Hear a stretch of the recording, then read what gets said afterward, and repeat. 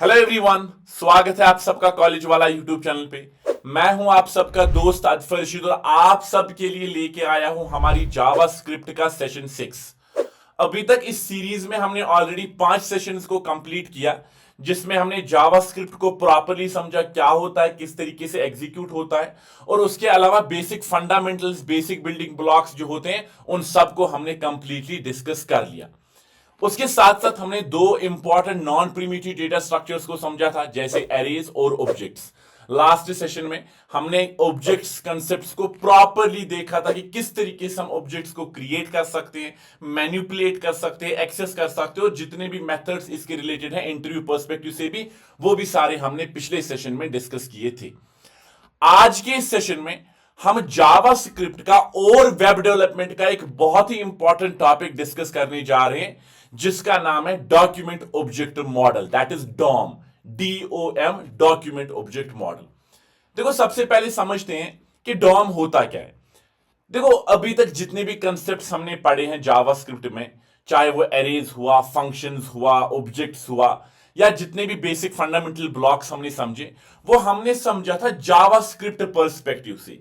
हमने सिंटेक्स देखा, किस तरीके से एग्जीक्यूट होते हैं, डिफरेंट मेथड्स क्या करते हैं।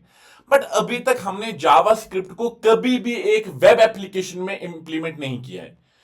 अब हमारे पास एक ऐसा तरीका होना चाहिए जिससे जितना भी मैंने अभी तक सीखा है उसको मैं इंप्लीमेंट करूं। कहां पे? उसको मैं इंप्लीमेंट करूं अपने वेब पेजेस पे।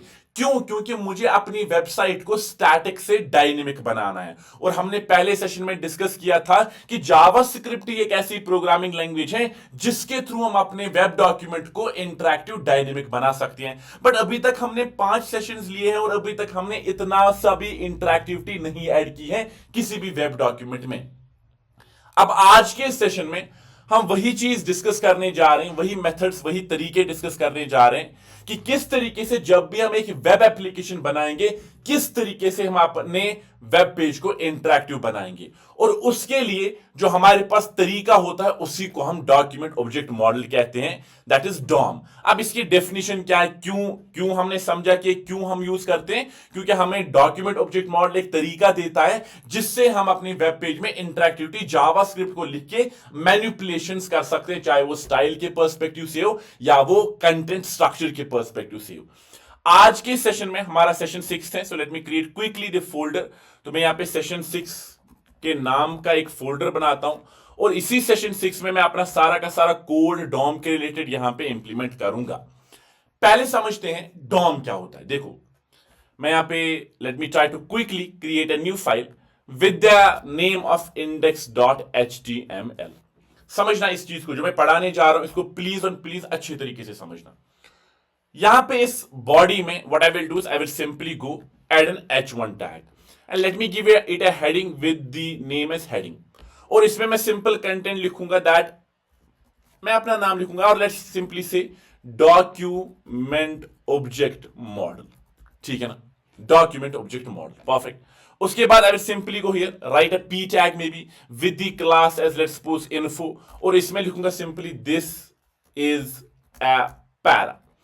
और उसके बाद I will simply go create a div with the maybe class as let's suppose main, और उसके बाद इसी div के अंदर मैं span टैग लिखूंगा और उसी span टैग में लिखूंगा हेलो गुड मॉर्निंग, कुछ इस तरीके से, है ना। एक सिंपल वेब पेज है, सिंपल स्टैटिक वेबसाइट है जिसमें मेरे पास 3 टैग्स हैं। मेरे पास है h1, p टैग है, div टैग है।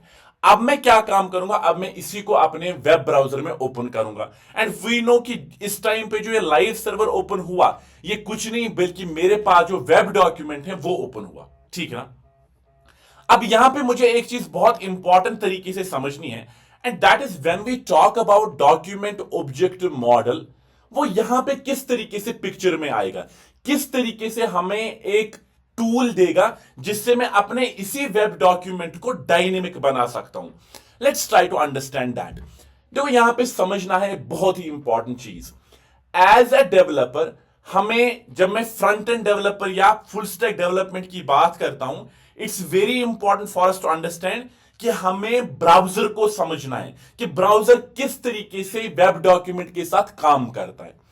एज अ डेवलपर हमें हमेशा अपने वेब ब्राउजर को सेटिस्फाई रखना है, सेटिस्फाई करना है कि किस तरीके से इस डॉक्यूमेंट को समझेगा, मैं ब्राउजर किस तरीके से इस डॉक्यूमेंट को देखता है, वो हमें समझना है।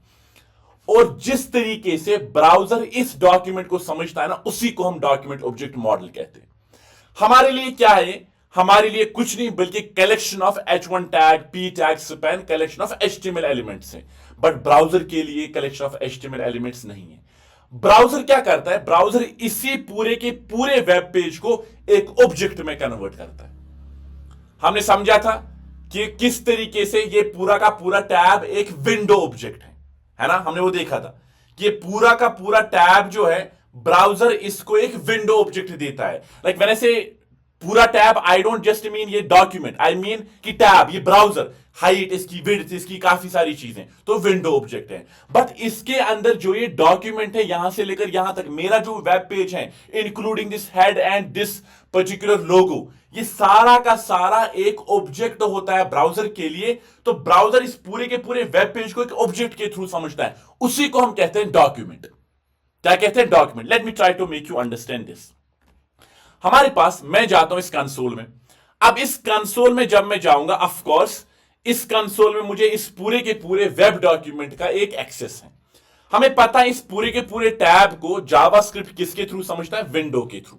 क्या मैंने अभी कोई जावास्क्रिप्ट इसमें लिखा है? नहीं। लेकिन ब्राउजर खुद से जावास्क्रिप्ट इंप्लीमेंट करेगा ना। ब्राउजर के अंदर तो नोड.जेएस का इंजन है ना, आई मीन जावास्क्रिप्ट का इंजन है ना, क्रोम्स V8 इंजन है ना। तो वो इस पूरे के पूरे टैब को एक विंडो ऑब्जेक्ट के थ्रू समझता है। और जब मैं उसी विंडो को एक्सपैंड करूंगा, आप देखोगे सिंपली ये एक ऑब्जेक्ट है, की वैल्यू पेयर्स हैं, लाइक अलर्ट है, एटॉब है, ब्लर है, यू कैन सी काफी सारे की वैल्यू पेयर्स हैं। अब ये काफी सारी की वैल्यू पेयर्स क्या है, ये आपको विद टाइम ऑटोमेटिकली समझ आ जाएंगे। बट मेरा जो इंटरेस्ट है ना, वो उसी विंडो के एक की में है, एंड दैट इज डॉक्यूमेंट। अगर मैं इसी डॉक्यूमेंट को एक्सपैंड करूंगा ना, आप देखोगे ये डॉक्यूमेंट कुछ नहीं बल्कि एक लोकेशन है। किसका? जिसकी हाइपर रेफरेंस मेरे पास वही फाइल है जिस फाइल पे मैं अभी हूं। अगर आप देखोगे वही फाइल ओपन है। तो इस पूरे के पूरे वेब पेज को ब्राउजर एक जावास्क्रिप्ट ऑब्जेक्ट के थ्रू समझता है। तो इसके अराउंड एक मॉडल क्रिएट करता है, और उसी मॉडल को हम कहते हैं डॉक्यूमेंट ऑब्जेक्ट मॉडल। तो इसका मतलब यह है कि ब्राउजर जब भी एक डॉक्यूमेंट के साथ बात करना चाहता है, मुझे सिंपली इसको बताना, इस डॉक्यूमेंट ऑब्जेक्ट में जाओ, वहां पे इस जगह पे चेंज करो, उस जगह पे चेंज करो। तो ये पूरे के पूरे इस वेब डॉक्यूमेंट को डॉक्यूमेंट ऑब्जेक्ट में समझता है। I hope that makes sense. तो अगर मैं यहां पे जाऊंगा, instead of directly going to window, मैं यहां पे बताऊंगा इसको विंडो डॉट डॉक्यूमेंट एक की है, उस डॉक्यूमेंट को ओपन करो। और जैसे ही मैंने वो क्लिक किया, यू कैन क्लियरली सी ये मेरे पास कुछ नहीं बल्कि यही एक वेब पेज है। तो अगर मैं इस पे क्लिक कर रहा हूं ना, आप देखोगे वो डॉक्यूमेंट पूरा का पूरा हाईलाइट हो रहा है। और अगर मैं इसको ओपन करूंगा, आप देखोगे वही एग्जैक्टली वही टैग्स हैं जो मैंने वहां पे अपने index.html में लिखे हैं।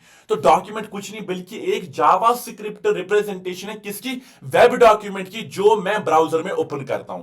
अगर मैंने इसको ब्राउजर में ओपन नहीं किया तो यहां पे सिंपल HTML है। बट जैसे ही मैं इसको एक ब्राउजर में ओपन करता हूं ना, ब्राउजर इस पूरे के पूरे डॉक्यूमेंट को एक जावास्क्रिप्ट ऑब्जेक्ट के थ्रू समझता है, जिसको हम डॉक्यूमेंट कहते हैं। तो ये इसके अराउंड एक मॉडल क्रिएट करता है, जिसको हम ऑब्जेक्ट कहते हैं, डॉक्यूमेंट ऑब्जेक्ट मॉडल। अब यहां पे समझते हैं एक बहुत ही इंपॉर्टेंट चीज।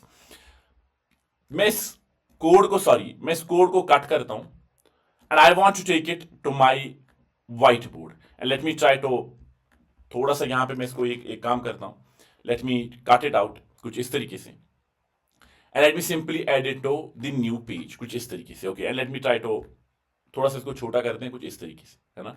आई hope this make sense. Perfect, बहुत अच्छे। मेरे लिए ये क्या है? ये सिंपल एक HTML फाइल है। अब जैसे ही मैंने इस ब्राउजर को, मेरे गूगल क्रोम को ये वेब पेज दिया, जैसे ही मैंने इसको ब्राउजर में डाला, ब्राउजर में लाइव किया, ब्राउजर इसको क्या समझता है? एक ऑब्जेक्ट के थ्रू जिसका नाम है डॉक्यूमेंट। और डॉक्यूमेंट कुछ नहीं बल्कि एक ट्री लाइक स्ट्रक्चर है, जिसमें हर किसी टैग, हर किसी एलिमेंट को एक नोड बनाता है, और काफी किस्म के नोड्स होते हैं जिसपे हम आएंगे। तो सबसे पहले ये ट्री लाइक स्ट्रक्चर बनाएगा कुछ इस तरीके से, जिसमें सबसे टॉप पे होगा डॉक्यूमेंट, कि पूरा का पूरा वेब डॉक्यूमेंट एक डॉक्यूमेंट ऑब्जेक्ट है, उसके अंदर एक और ऑब्जेक्ट है जिसका नाम हमारे पास रूट एलिमेंट है, दैट इज एचटीएमएल। अगर आप देखोगे यहां पे मेरा एचटीएमएल स्टार्ट होता है और यहां पे एंड, तो ये एक ही रूट है। उसके अंदर फिर दो चिल्ड्रंस हैं जो मेरे पास होता है हेड और बॉडी, राइट, हेड और बॉडी, कुछ इस तरीके से। फिर हेड के अंदर क्या टैग्स हैं, क्या एलिमेंट्स है, इस तरीके से उसको डालेगा, कुछ इस तरीके से। और बॉडी के अंदर किस तरीके से क्या एलिमेंट है, इस तरीके से इसको डालेगा। फॉर एग्जांपल मेरे पास बॉडी के अंदर H1 है तो H1 यहां पे जाएगा। उसके अंदर फिर मेरे पास एट्रीब्यूट है ID, वो यहां पे जाएगा। उसके अंदर मेरे पास कुछ टेक्स्ट है, टेक्स्ट नोड है तो वो टेक्स्ट नोड यहां पे जाएगा, सो ऑन एंड सो फोर्थ। तो ये डॉक्यूमेंट ऑब्जेक्ट मॉडल कुछ नहीं बल्कि ब्राउजर के लिए एक ट्री लाइक स्ट्रक्चर है जिसके थ्रू ये इसी वेब डॉक्यूमेंट को समझने की कोशिश करता है। बट ये तो हो गया पिक्टोरियल रिप्रेजेंटेशन। ब्राउजर थोड़ी पिक्टोरियल रिप्रेजेंटेशन समझेगा, ऑफ कोर्स ये हमें समझाने के लिए है कि ये जो मैंने ट्री लाइक स्ट्रक्चर यहां पे बनाया, एक सिंपल ट्री जिसमें एक पेरेंट है, फिर दो चिल्ड्रन है, फिर दो चिल्ड्रन है, सो ऑन एंड सो फोर्थ। जिस तरीके से मेरे पास अपना एचटीएमएल वेब पेज होगा उसी तरीके से ट्री स्ट्रक्चर है। बट द क्वेश्चन इज कि क्या इसी तरीके से ट्री स्ट्रक्चर बनता है? The answer is no. हां, ऑर्डर यही होगा, बट ये एक ऑब्जेक्ट है, ये एक ऑब्जेक्ट है और ये इस ऑब्जेक्ट की वैल्यू पेयर है।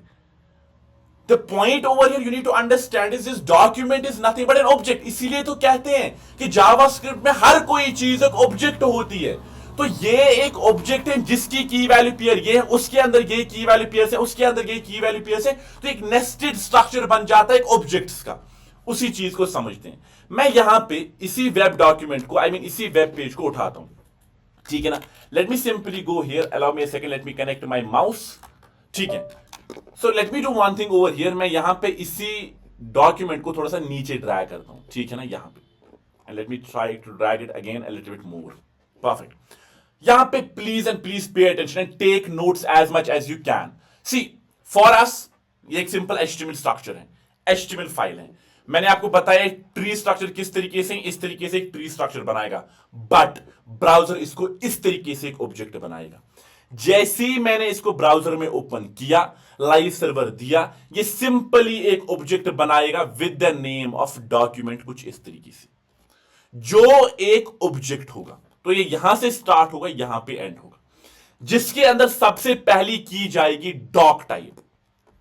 और डॉक टाइप मेरे पास क्या होगा? सिंपली मेरे पास है HTML, तो कुछ इस तरीके से डॉक टाइप HTML जाएगा, जो वहां पे लिखे हैं एग्जैक्टली वैसे यहां पे जाएगा, परफेक्ट। ये हो गई एक की। उसके बाद दूसरा, इस डॉक्यूमेंट का एलिमेंट क्या है? सो डॉक्यूमेंट एलिमेंट, ये दूसरी की इसमें बनेगी। हम देखेंगे अभी, इसको विजुअलाइज भी प्रॉपर्ली करेंगे।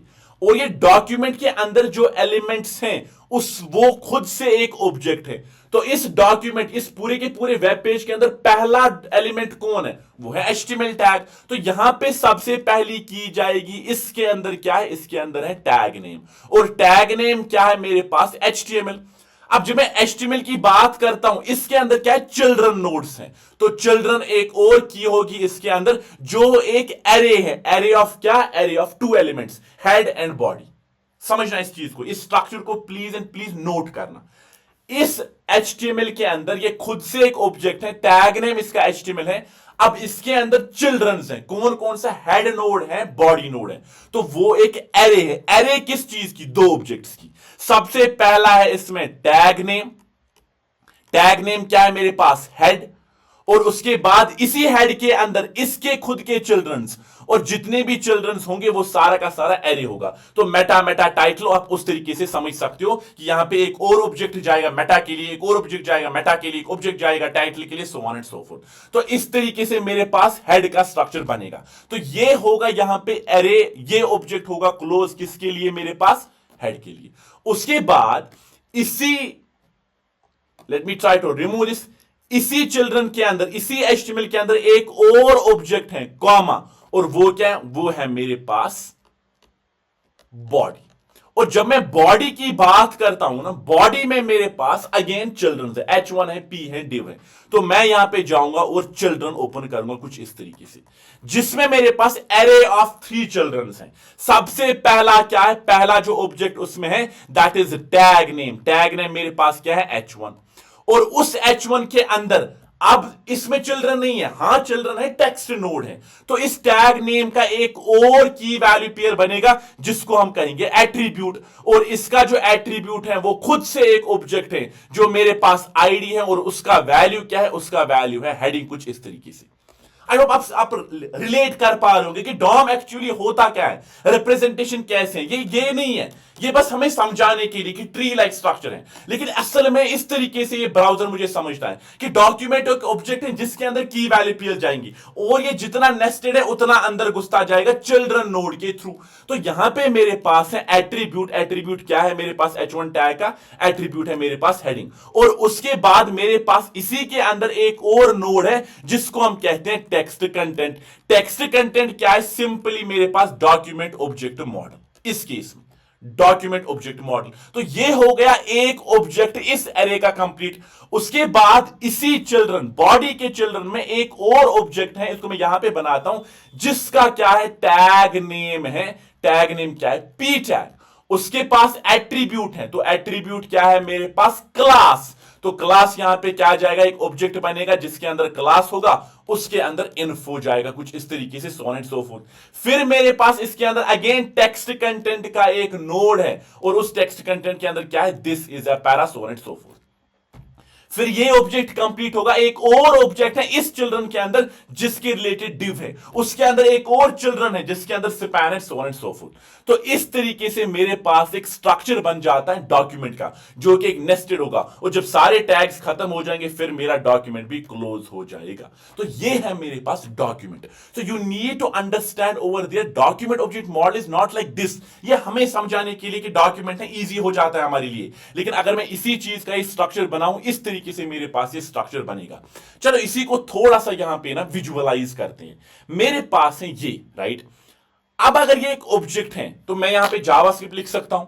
तो मैं यहां पे इसको बताऊंगा कंसोल करो डॉट लॉग, एंड कंसोल करो मेरे पास जो डॉक्यूमेंट है उसी डॉक्यूमेंट के अंदर क्या है, उसी डॉक्यूमेंट के अंदर बॉडी है, मुझे बॉडी को कंसोल करना। And if I try to enter it, you can clearly see it gives me tags, but I don't want tag.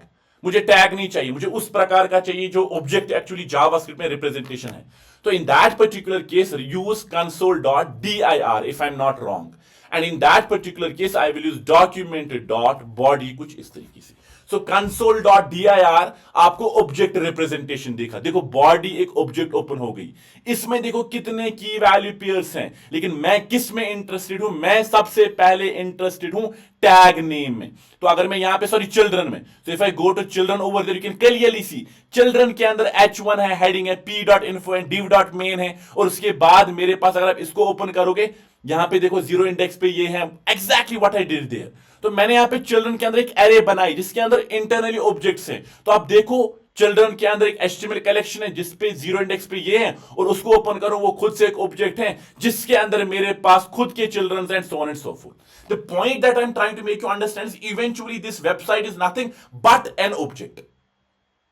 और अब अगर ये ऑब्जेक्ट है जिसके अंदर सारा का सारा वेब डॉक्यूमेंट नोट्स की शेप में सेव है, की वैल्यू पेयर्स के अंदर सेव है, तो क्या मैं उन्हीं कीज को एक्सेस नहीं कर सकता हूं? अगर ये मेरे पास ये जो टेक्स्ट है, ये है बॉडी के अंदर चिल्ड्रन में, जहां पे टैग नेम है H1, उसका जो टेक्स्ट कंटेंट है वो है डॉक्यूमेंट ऑब्जेक्ट मॉडल। अगर मुझे यही चेंज करना है, मैं इसको क्या बताऊंगा, बॉडी के अंदर जाओ, वहां पे H1 टैग है, उसका टेक्स्ट कंटेंट को इक्वल टू करो दिस। तो हमारे पास एक तरीका अब हो गया, हमारे पास एक तरीका मिल गया जिसके थ्रू मैं क्या कर पा रहा हूं, मैं एक्चुअली मैनिपुलेट कर पाऊंगा, एक्सेस कर पाऊंगा। अब सिर्फ इसको लिंक करना है एक्शन से, कि जब मैं क्लिक करूंगा तब जाओ इस H1 टैग पे और इसको चेंज करो। This is what we mean document object model. I hope आपको एक क्लियर आइडिया आ गया होगा, एक प्रॉपर अंडरस्टैंडिंग आ गई होगी कि डॉक्यूमेंट ऑब्जेक्ट मॉडल एक्चुअली होता क्या है। अब जब मुझे पता चला कि ये पूरा का पूरा वेब डॉक्यूमेंट, पूरा का पूरा वेब पेज एक डॉक्यूमेंट ऑब्जेक्ट के अंदर सेव होता है, तो उस डॉक्यूमेंट ऑब्जेक्ट के अपने मेथड्स होंगे जिन मेथड्स के थ्रू मैं इसको एक्सेस करूंगा। फॉर एग्जांपल, मुझे इसी H1 टैग को एक्सेस करना है, मैं यहां पे वेरिएबल ELE को क्रिएट करूंगा जिसमें मैं इसको बताऊंगा डॉक्यूमेंट पे जाओ, उसके अंदर एक एलिमेंट को लाओ, उस एलिमेंट की ID, gate element by ID. ID क्या है इसकी, हेडिंग कुछ इस तरीके से।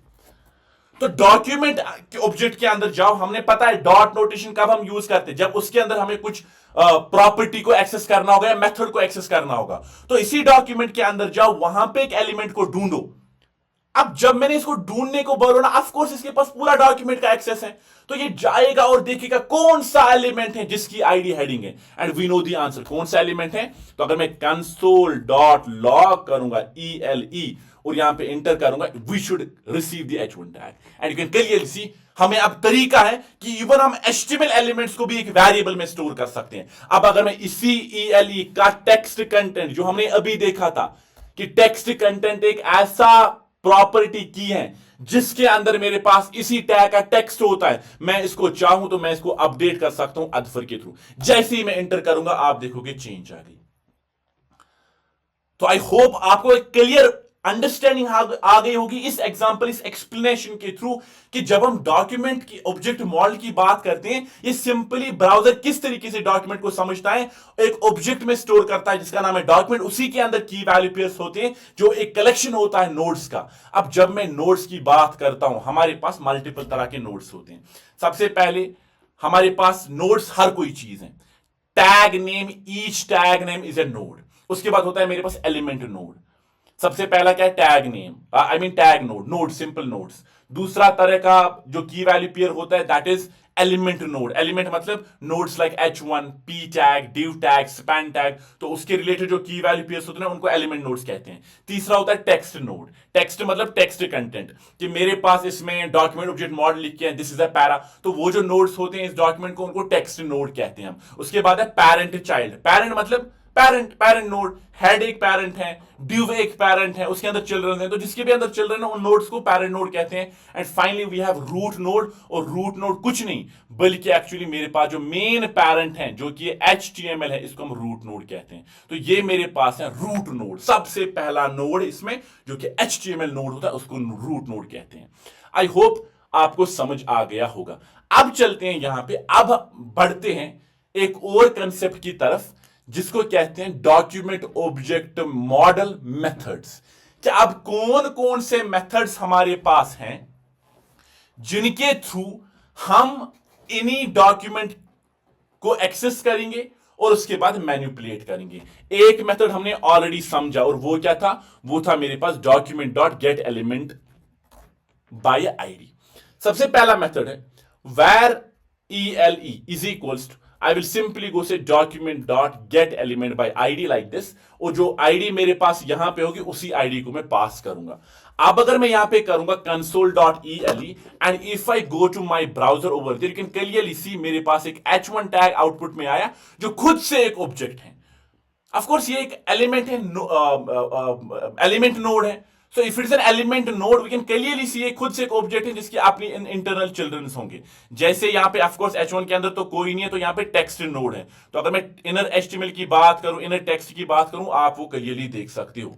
सो पॉइंट ये सबसे पहला मेथड जिसको हमें समझना है, जिसके थ्रू हम किसी भी एलिमेंट पे पहुंचेंगे, वो है उसकी आईडी के थ्रू। अगर किसी एलिमेंट पे एक आईडी है तो उस आईडी को यूज करके हम उस एलिमेंट को एक वेरिएबल में डाल सकते हैं। अब यहां पे वेरिएबल में डालने का मतलब क्या है, ELE, इसका आप एक काम करो, इनर जो HTML है या इनर, यहां पे मैं टेक्स्ट कंटेंट को यूज करूंगा। इनर HTML के बारे में हम कुछ टाइम के बाद बात करेंगे। इसका जो इनर टेक्स्ट है उसको सिंपली ये बनाओ, और अगर मैं अपने ही इस वेब पेज को दो पार्ट्स में डिवाइड करूंगा, यू कैन क्लियरली सी कि मेरे पास जो वेब पेज है उसके अंदर by default if you see मेरे पास क्या कंटेंट है, डॉक्यूमेंट ऑब्जेक्ट मॉडल। लेकिन अब जब मैंने इसको डॉम के थ्रू मैनिपुलेट किया, अब जैसे मैं रिफ्रेश करूंगा बाय डिफॉल्ट इस पे हेलो आ गया। तो ये एक तरीका है, ये एक मेथड है जिसके थ्रू हम किसी भी एलिमेंट को रीच कर सकते हैं। अब यहां पे सवाल है, what if there is one another element जिसके अंदर कुछ भी टेक्स्ट है और उसके अंदर जो आईडी है सेम आईडी है, क्या ये सब एलिमेंट्स पे रीच करेगा? The answer is no. IDs हमेशा यूनिक होनी चाहिए। क्यों? क्योंकि डॉक्यूमेंट ऑब्जेक्ट मॉडल कहता है कि जब भी आप एक आईडी के थ्रू किसी एलिमेंट को रीच करोगे, मैं डॉक्यूमेंट पे एक सर्च क्वेरी मारूंगा, जहां पे भी पहला एलिमेंट मुझे मिला उस आईडी से मैं उसी को रिटर्न करूंगा। हो सकता है कि 10 एलिमेंट्स उस आईडी से हो, बट जो पहला होगा उसी को मैं रिटर्न करूंगा। तो पहला कौन सा? Document object model. I hope this make sense. अब यहां पे मेरे पास एक सवाल है, वो ये है, यहां पे मेरे पास जो वेब डॉक्यूमेंट है, जैसे ही मैंने रिफ्रेश किया, मेरे पास ओरिजिनल कंटेंट इस H1 टैग में है, डॉक्यूमेंट ऑब्जेक्ट मॉडल। अब सवाल यह है, जब मैं रिफ्रेश कर रहा हूं, यहां पे हेलो है, ये हेलो किस तरीके से आया, जब मैंने डॉम के थ्रू मैनिपुलेट किया। बट अब अगर मैंने इसमें जावास्क्रिप्ट इंक्लूड किया, इंप्लीमेंट किया, क्या ये एक डायनेमिक वेबसाइट है? क्या ये एक डायनेमिक वेबसाइट है? काफी सारे स्टूडेंट्स बोलते हैं हां, काफी सारे बोलते हैं ना। मैं बोलता हूं ना। क्यों? क्योंकि मेरे हिसाब से डायनेमिकलिटी की डेफिनेशन है, जब मैं कोई एक्शन परफॉर्म करूंगा या जब आप वेबसाइट पे जाओगे, उसके बाद अगर उसमें चेंज हो रहे किसी भी एक्शन से, तो वो डायनेमिक है। यहां पे क्या कोई चेंज हो रही है? ये तो बाय डिफॉल्ट हेलो ही है। यूजर को कैसे पता था यहां पे डॉक्यूमेंट ऑब्जेक्ट मॉडल है? नहीं, उसको पता है पहले से ये हेलो है।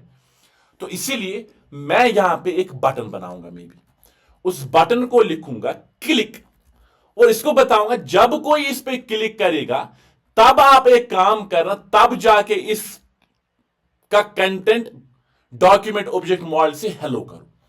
तो इसका मतलब क्या है कि मैं इसको बताऊंगा जब आप पे कोई क्लिक करेगा, तो मैं एक एट्रीब्यूट यूज करूंगा ऑन क्लिक। ऑन क्लिक पे मैं eight this point of time late me simply N alert that says hello. Alert का मतलब क्या है कि जैसे मैं इस पे क्लिक करूंगा, एक अलर्ट दे दो, है ना।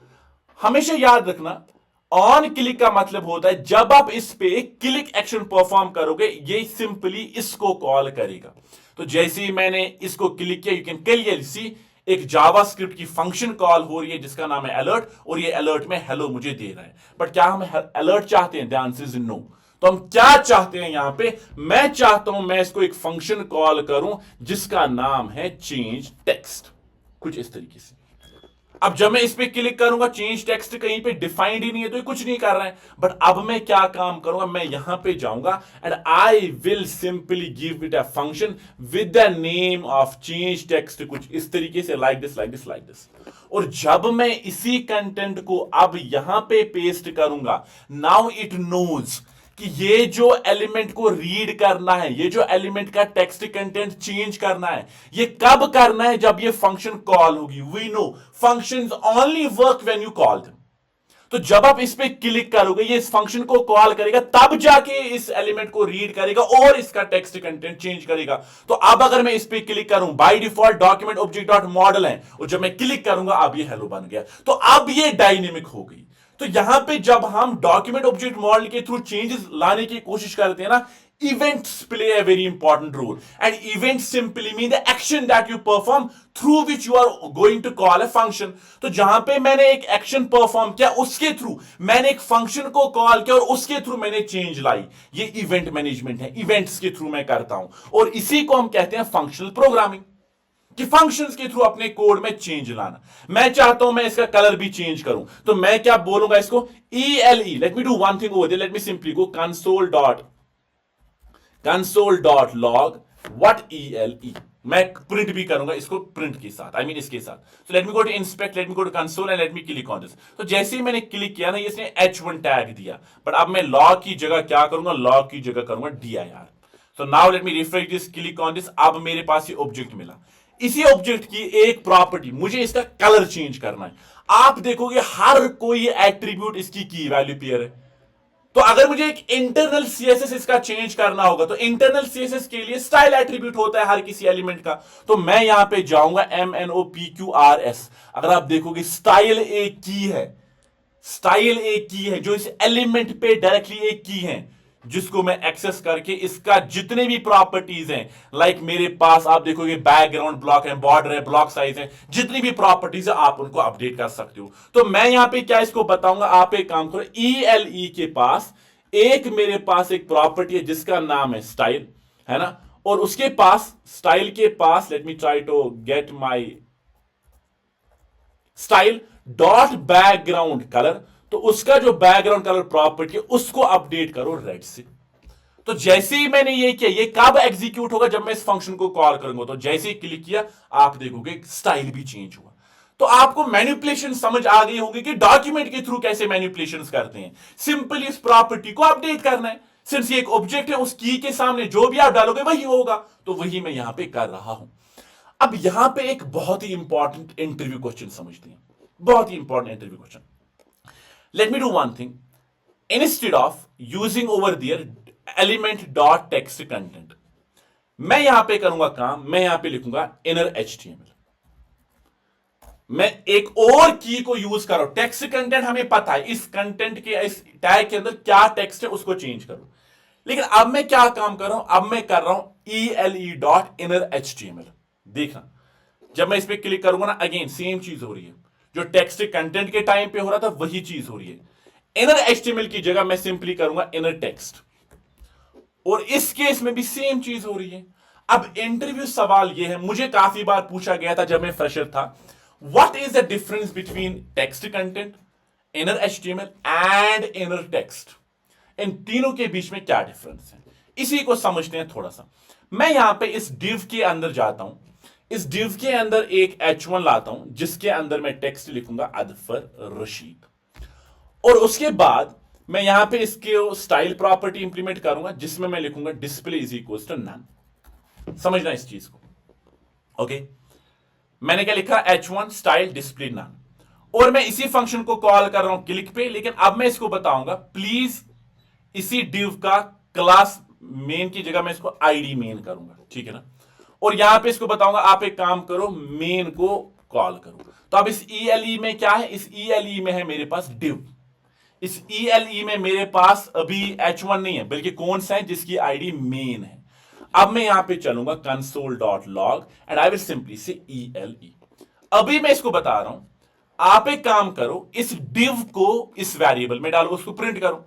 तो जब मैंने वो किया, अब मैं यहां पे चलता हूं, let me go to console over there and let me click on this. जैसे मैं इस पे क्लिक करूंगा आप देखोगे प्रॉपर्ली मेरे पास डिव आ गया जिसमें स्पैन टैग है, जिसमें H1 है, प्रॉपर्ली एज इट इज जिस तरीके से है, perfect. But on the same time अब मैं इस ELE के अंदर डॉट टेक्स्ट कंटेंट को इंप्रूव करूंगा, आई मीन इंक्लूड करूंगा। अब मैं ELE को नहीं, इसको बता रहा हूं डिव के अंदर जो टेक्स्ट कंटेंट है मुझे वो दे दो। सो let me simply go here, click on this. जैसे ही मैंने क्लिक किया आप देख रहे होंगे ये सिंपली क्या कर रहा है, जो इसके अंदर टेक्स्ट कंटेंट है लाइक दिस, इसको दे रहा है, और उसके साथ साथ अदफर रशीद को भी दे रहा है। बहुत अच्छे। उसके बाद कंसोल सी कंसोल वी, यहां पे मैं करूंगा इनर टेक्स्ट को, ठीक है ना। वो भी टेक्स्ट, ये भी टेक्स्ट, बट डिफरेंस तो होगी, देखते हैं। मैं यहां पे चलता हूं and let me click on click. अब देखो दो डिफरेंट आउटपुट्स हैं, दो डिफरेंट रिटर्न्स हैं। जो टेक्स्ट कंटेंट है वो मुझे सारा का सारा टेक्स्ट दे रहा है, चाहे वो हिडन है या नहीं है। वो मुझे अदफर रशीद भी दे रहा है, उसकी डिस्प्ले नाम है वो भी दे रहा है, और जो हेलो गुड मॉर्निंग है वो भी दे रहा है। लेकिन जब मैं इनर टेक्स्ट की बात करता हूं ना, ये मुझे खाली वो वाला टेक्स्ट दे रहा है उसी टैग का जो विजिबल है। हो गई डिफरेंस इसकी क्लियर, बहुत अच्छी। ऑन द सेम टाइम जब मैं इनर एचटीएमएल की बात करूंगा, इनर एचटीएमएल की बात करूंगा, वो मुझे टेक्स्ट नहीं देगा, बल्कि उस टैग के अंदर और कौन से टैग्स हैं, तो वो HTML को इंक्लूड करके मुझे सारा कंटेंट दे रहा है। स्पैन टैग, H1 टैग, तो इनर HTML उसी टैग का HTML कंटेंट होता है, including tags. So I hope कि क्लियर, तीनों में क्लियर हो गई होगी, आई मीन डिफरेंस क्लियर हो गई होगी कि जो मैं टेक्स्ट कंटेंट की बात करता हूं, जितना भी टेक्स्ट कंटेंट उसमें है, चाहे वो विजिबल है नहीं है, वो रिटर्न करेगा। टेक्स्ट, इनर टेक्स्ट क्या करता है, इनर टेक्स्ट खाली विजिबल टेक्स्ट मुझे देता है, और इनर एचटीएमएल उसके अंदर का HTML element including inner text देता है, टेक्स्ट कंटेंट देता है। I hope this makes sense. एक और चीज, यहां पे चलता हूं मैं वापस, मैं यहां पे जाता हूं हेडिंग पे, यहां पे मैं जाऊंगा and I will simply go and I will simply tell it ELE जो है उसका आप inner HTML, sorry let's say inner text करो update with what, with H1 tag like this, and उसमें होना चाहिए hey like this, and let me close my H1, ठीक है ना। तो मैं इसको बता रहा हूं, इस ELE जो हेडिंग है अभी उसका inner text, and I know inner text will be this, इसको अपडेट करो H1 से with hey. When I click on this you can see इसने इस H1 टैग को भी टेक्स्ट मान लिया। इस केस में इसने इनर टेक्स्ट के केस में H1 को भी टेक्स्ट मान लिया, और सेम चीज ये करेगा टेक्स्ट कंटेंट पे भी। तो जब मैं इस पे क्लिक करूंगा ये H1 को भी एज अ टेक्स्ट मानेगा। लेकिन जैसे ही मैंने इसका इनर HTML किया, आप देखोगे ये इस H1 को नहीं बल्कि एक HTML एलिमेंट लेगा, और अब ये इसको टेक्स्ट H1 को नहीं ले रहा है, बल्कि एक प्रॉपर तरीके से HTML एलिमेंट ले रहा है। तो ये है difference between my inner text, inner HTML and my text content. I hope that makes sense. मुझे कमेंट सेक्शन में जल्दी से बताओ अगर आपको ये डिफरेंस क्लियर हो गई है तो। अब चलते हैं थोड़ा सा आगे। हमें प्रॉपर्ली समझ आ गया कि गेट एलिमेंट बाय आईडी का मतलब क्या है। अब हमें और तरीके ढूंढने हैं जिससे मैं इसी HTML एलिमेंट या सेट ऑफ एलिमेंट्स को एक्सेस कर सकता हूं। हो सकता है मेरे पास एक और h2 टैग हो जिसका क्लास इन्फो हो और उसके अंदर कुछ रैंडम टेक्स्ट है कुछ इस तरीके से। एक और हो सकता है मेरे पास बी टैग हो जिसका क्लास इन्फो हो और उसके अंदर मेरे पास बोल्ड टेक्स्ट है। अब मैं क्या चाहता हूं, मैं चाहता हूं जितने भी वो एलिमेंट्स हैं इस डॉक्यूमेंट ऑब्जेक्ट में जिनका क्लास इन्फो है उनका बैकग्राउंड पिंक कर दो, ग्रीन कर दो। मतलब अब मेरी रिक्वायरमेंट एक एलिमेंट को यूनिकली सिलेक्ट करना नहीं है, अब मेरा एलिमेंट है ग्रुप ऑफ एलिमेंट्स जिनके बीच में एक सिमिलैरिटी है, उनका क्लास, उनको रिटर्न करो। अब देखते हैं, तो मैं यहां पे चलता हूं। I will simply go here and let me simply create a variable var and let me try to by the way comment this, क्योंकि आप शायद इसको बाद में कोड को एक्सपेक्ट करोगे मुझसे। So let me try to do one thing, let me go here. इस तरीके से हम HTML में जावास्क्रिप्ट कोड को कमेंट कर सकते हैं, स्लैश स्टार स्टार स्लैश पे क्लोज करेंगे। मैं यहां पे लिखूंगा var ELE is equals to on my document please get elements by class name. अगर आप देखोगे यहां पे था एलिमेंट सिंगुलर, यहां पे elements plural, by class name. और क्लास नेम क्या है? क्लास नेम है मेन, सॉरी इन्फो। इस तरीके से where ELE document get elements by class name. Class में पता एक आइडेंटिफायर है, एक एट्रीब्यूट है जिससे हम किसी भी एलिमेंट को यूनिकली आइडेंटिफाई कर सकते हैं और सेट ऑफ एलिमेंट्स को। उसके बाद मैं यहां पे जाऊंगा and I will simply go create a function with the name of change text and let me simply go and tell it console.log ELE। तो जब मैं इस फंक्शन को कॉल करूंगा इस वेरिएबल को प्रिंट करो। So let's do that. So let me simply go here and click on this. जैसे ही मैंने क्लिक किया आप देखोगे इसने 3 एलिमेंट्स की एक एरे बनाई। और अगर आपको याद होगा ये कुछ नहीं बल्कि एक पैरेंट बन गया। किनका? उन एलिमेंट्स का जिनका क्लास इन्फो है। तो वो एरे है HTML कलेक्शन। HTML कलेक्शन मेरे पास है जिसमें है P टैग जिसका क्लास इन्फो है, H2 है जिसका क्लास इन्फो है और B है जिसका क्लास इन्फो है। तो हमेशा याद रखना जब मैं gate elements by class name दूंगा ये हमेशा मुझे एक एरे देगा। और एरे में क्या होगा? एरे में होंगे वो सारे एलिमेंट्स जिनका वो क्लास होगा। अब यहां पे मैं क्या चाहता हूं? मैं चाहता हूं कि मुझे इनका बैकग्राउंड चेंज करना है। तो क्या मैं इस तरीके से ELE.style प्रॉपर्टी लिख के यहां पे फॉन्ट साइज लेट्स सपोज को करूंगा, लेट्स सपोज 44 पिक्सल। तो क्या ये एक तरीका सही है कि मैं इसको बताऊंगा इस वेरिएबल की स्टाइल प्रॉपर्टी को एक्सेस करो, उसका फॉन्ट साइज चेंज करो 44 pixel. So when I simply go here click on this it is uncaught, I don't have the property font size. क्या करना चाहते हो आप यहां पे समझते हो? और ये काफी सारे स्टूडेंट्स ना मिस्टेक करते हैं। मैंने 5-6 लोगों, मतलब बहुत सारे स्टूडेंट्स का इंटरव्यू लिया है, 5-6 स्टूडेंट्स ने ये गलती की है। उनको मैंने बोला था बैकग्राउंड कलर चेंज करो, एक HTML कलेक्शन है, वो डायरेक्टली उस वेरिएबल पे जाते हैं, उसको स्टाइल करते हैं। बताओ ये गलत क्यों है? पॉज करो वीडियो को, कमेंट सेक्शन में बताओ ये गलत क्यों है। मैं बताता हूं। स्टाइल डॉट फॉन्ट साइज सही प्रॉपर्टी, इसी तरीके से हम फॉन्ट साइज को अपडेट करेंगे। लेकिन स्टाइल तब हम इंप्लीमेंट कर सकते हैं जब इस ELE की प्रॉपर्टी स्टाइल होगी। ये स्टाइल एक सिंगल एलिमेंट की प्रॉपर्टी है, ये ग्रुप ऑफ एलिमेंट्स की प्रॉपर्टी नहीं है। ELE एरे है, ELE will always be an array. और एरे की स्टाइल प्रॉपर्टी है नहीं? ऑफ कोर्स नहीं। तो जब स्टाइल प्रॉपर्टी है ही नहीं तो मैं फॉन्ट साइज कैसे अपडेट करूंगा? Let me tell you. So console.log ELE। तो जैसे ही मैं इस पे क्लिक करूंगा आप देखोगे एरे आ गई। इस एरे को मैं एक्सपेंड करूंगा, एक सिंपल एरे है, एरे ऑफ एलिमेंट्स। हां, उन एलिमेंट्स पे इंडिविजुअली स्टाइल प्रॉपर्टी, उन एलिमेंट्स पे अगर आप इंडिविजुअली जाओगे और उसके प्रॉपर्टीज को एक्सपेंड करोगे आप देखोगे तब जाके वहां पे स्टाइल प्रॉपर्टी है, बट एरे पे नहीं है। तो इसीलिए मुझे उन एलिमेंट्स पे इंडिविजुअली जाना पड़ेगा। ELE 0 जीरो इंडेक्स पे जो है उसी का फॉन्ट साइज अपडेट करो, और उसने किया भी। उसका मुझे बैकग्राउंड कलर प्रॉपर्टी चेंज करो। सो लेट मी सिंपली गो से बैकग्राउंड कलर कुछ इस तरीके से, and let me simply make it green. और जैसे ही मैं ग्रीन करूंगा किस वाले एलिमेंट का, जो जीरो इंडेक्स पे है, तो जैसे मैंने क्लिक किया ग्रीन हो गया। इसी तरीके से I can simply go tell it ELE जो 1 इंडेक्स पे है उसको प्लीज तब रेड करना, है ना, कुछ इस तरीके से रेड करना। इसी तरीके से मैं जा सकता हूं ELE जो सेकंड इंडेक्स पे आप उस एरे में एलिमेंट है उसका जो कलर है वो पिंक कर दो। तो जैसे ही मैं क्लिक करूंगा 3 कलर्स मेरे पास इंप्लीमेंट हो गए होंगे, आप देख पा रहे होंगे। तो class list, sorry, class names will always and always return, remember this, the array that includes, जिसके अंदर वो एलिमेंट्स होंगे प्रॉपर इंडेक्स पे इन द ऑर्डर, जिसमें ऑर्डर में वो मेरे HTML डॉक्यूमेंट में इंक्लूडेड है। अब यहां पे मेरे पास एक सिंपल सवाल है, वो ये है कि अगर मैं यहां पे इन प्रॉपर्टीज को रिमूव करूंगा और अगर मैं यहां पे इन दो को भी रिमूव करूंगा, बाय दैट आई मीन एक ही एलिमेंट रखूंगा जिसका नाम है क्लास इन्फो, एक ही एलिमेंट, तो उस केस में अब ये तरीका सही है? चलो मैं इसको रिमूव करता हूं।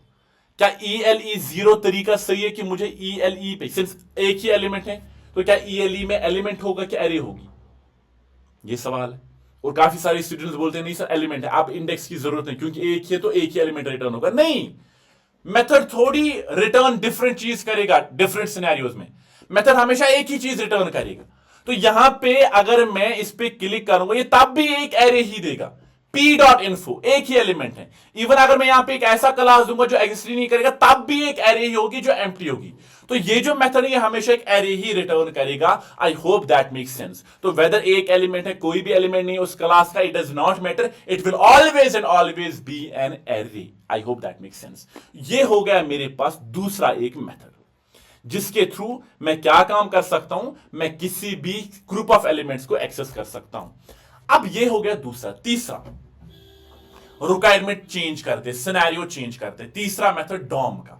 मैं चाहता हूं कि मैं जितने भी H1 टैग एलिमेंट्स मेरे पास इस डॉक्यूमेंट में हैं उन सारे H1 टैग्स का मैं कलर ग्रीन करना चाहता हूं, उनका मैं बॉर्डर इंप्लीमेंट करना चाहता हूं, and so on and so fourth. तो क्या करोगे? अब यहां पे आईडी के बेस पे मैं सिलेक्ट नहीं कर रहा हूं, क्लास के बेस पे सिलेक्ट नहीं कर रहा हूं, बल्कि जो टैग नेम है H1 सारे उन पे इंप्लीमेंट करो। जितने भी पीस हैं उनको ये करो, उनका टेक्स्ट चेंज करो, उनका ये करो वो करो। तो टैग के बेस पे मैं चाहता हूं कि मैं इंप्लीमेंट करूं। तो यहां पे जब टैग के बेसिस पे आप चीजों को इंप्लीमेंट कर रहे हो तो उस केस में डॉक्यूमेंट के अंदर एक मेथड है जिसका नाम है gate element bye tag name.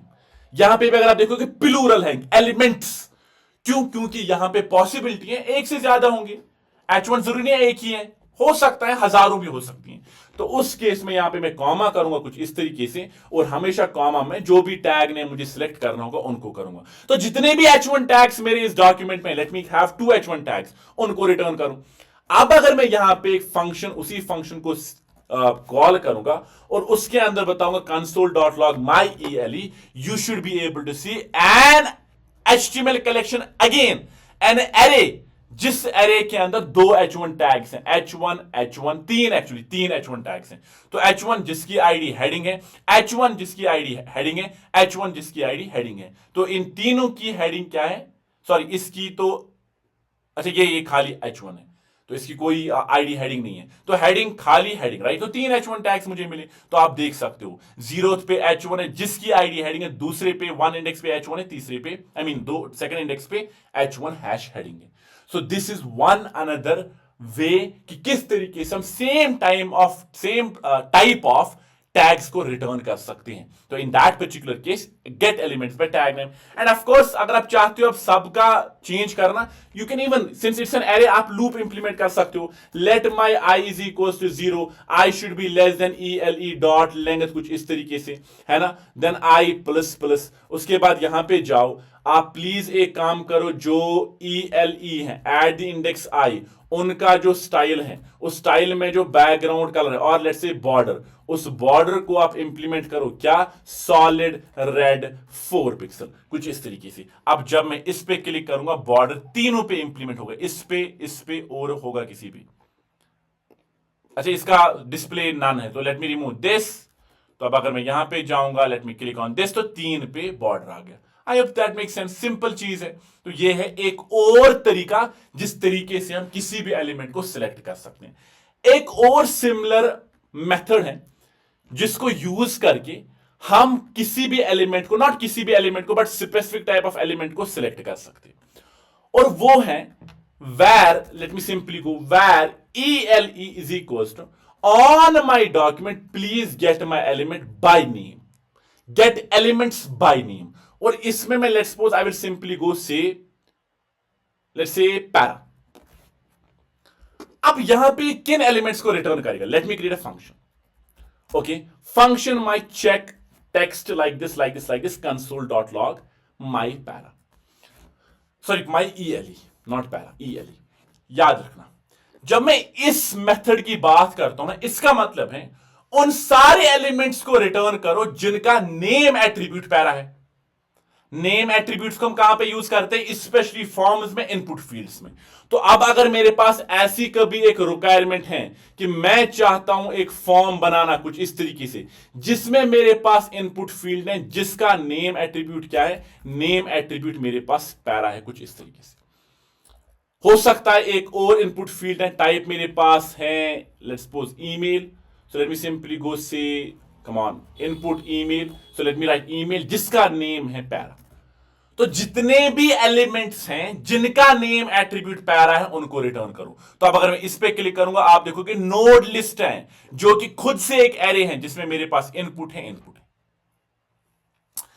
अब यहां पे एक बहुत ही इंपॉर्टेंट चीज है, आप लोगों के दिमाग में ना कंफ्यूजन हुआ होगा।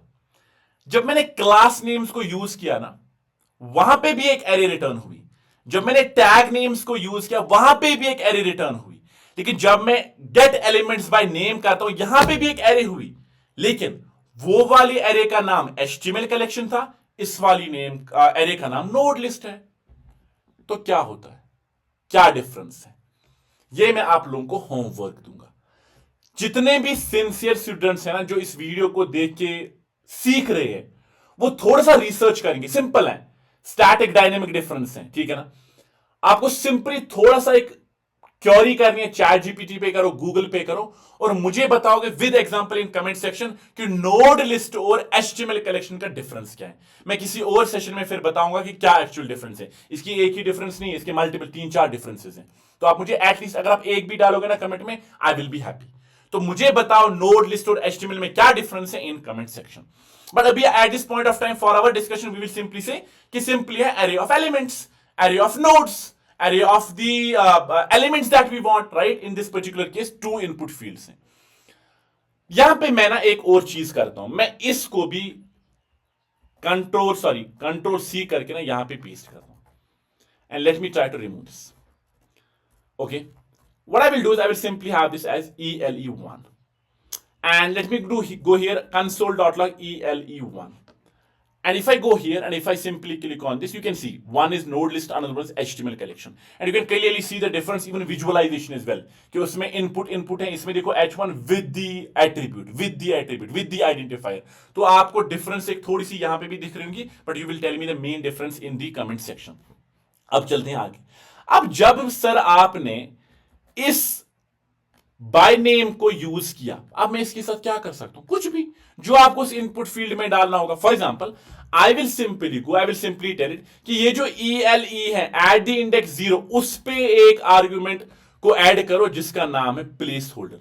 सेट एट्रीब्यूट करो। यहां पे पहले हम देखेंगे इस पे क्या प्लेस होल्डर है। So ELE at the index 0। तो अगर मैं यहां पे जाऊंगा and if I simply click on this button, we should be able to see this input field. Let me go and let me have dir। तो मैं यहां पे इस पे क्लिक करूंगा। अब अगर मैं इस इनपुट को ओपन करूंगा, let me go to PMNOP, तो क्या यहां पे प्लेस होल्डर है? ऑफ कोर्स प्लेस होल्डर है। तो मैं यहां पे जाऊंगा, I will simply go here. What will I do? I will simply tell ELE at the index 0, please do one thing, update its placeholder like this. Placeholder, उसमें क्या करोगे? Enter user name. तो जब मैं इस पे यहां पे क्लिक करूंगा, as soon as I click on this, you can clearly see इस इनपुट फील्ड पे बाय डिफॉल्ट कोई भी प्लेस होल्डर नहीं था, लेकिन जब मैं अब इसको let me try to zoom it out little bit, तो अगर आप यहां पे देखोगे बाय डिफॉल्ट यहां पे कोई प्लेस होल्डर नहीं है, लेकिन जब मैं क्लिक करूंगा आप देखोगे प्लेस होल्डर है। इसी के साथ साथ मैं इसको बताऊंगा ELE एट द इंडेक्स 1, उस पे स्टाइल में जाओ, उसी स्टाइल के अंदर जाओ और यहां पे लेट्स सपोज बैकग्राउंड कलर को चेंज करो। बैकग्राउंड कलर को क्या करोगे, रेड। तो जैसे ही मैं इस पे क्लिक करूंगा आप देखोगे बैकग्राउंड कलर, सॉरी ये इट्स अ स्ट्रिंग, तो you have to wrap it in a string, right. So when I click on this now you can see background colour red हो गया। तो ये आप कर सकते हो इनपुट फील्ड्स के, स्पेशली जब आपको इनपुट फील्ड सिलेक्ट कर रहे हैं using name attribute. So in that particular case we have this particular thing. Now if I go back to my PPT, the PPT that I have prepared, but I think we have almost covered most of the things over here related to DOM introduction. So let me go here. Let's try to understand this. So we understood what is DOM. DOM stands for Document Object Model, a tree-like structure that represents HTML of your page in JavaScript. Why DOM? Because it allows us to access dynamically the HTML so that we can manipulate elements, style, content of a web page. HTML is converted into tree of objects, nodes. Each tag becomes a node. So we have document as the root node, nodes as the elements, text comments.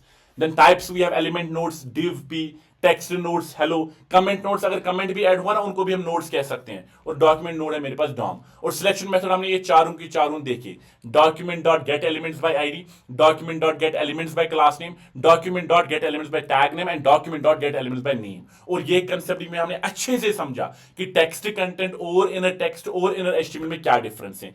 Style property भी हमने समझी और अब class list पे हम चलते हैं।